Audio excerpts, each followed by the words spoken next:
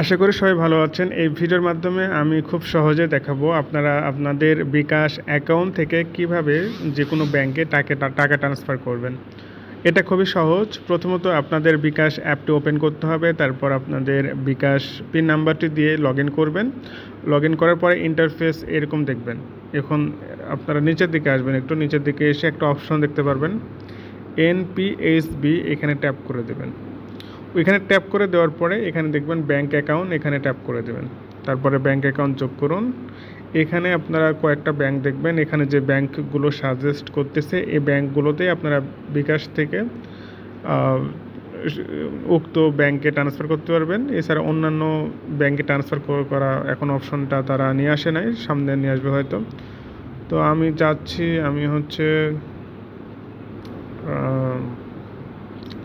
পূবাল ব্যাংকে টাকা পাঠাবো, পূবাল ব্যাংক পিএলসি। এখন আপনাকে আপনার ফেস ভেরিফিকেশন করতে হবে। তো আমি অলরেডি আমার চেহারাটি ভেরিফিকেশন করে দিয়েছি, তারা প্রক্রিয়া করতেছে। এখানে দেখতেছেন আপনার চেহারা যাচাই সফল হয়েছে। এটা খুবই সহজ, আপনারা তাদের নির্দেশনাবলী অনুসরণ করবেন, তাহলে আপনার ফেস ভেরিফিকেশন হয়ে যাবে। এটা হওয়ার পরে এগিয়ে যান, এই অ্যারোতে ট্যাপ করতে হবে।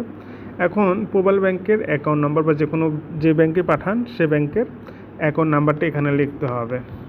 এখানে লিখে সেভ করা ব্যাংকের নাম লিখুন, এখানে ব্যাংকের নাম লিখবেন, তাহলে পরবর্তীতে এটা সেভ থাকবে।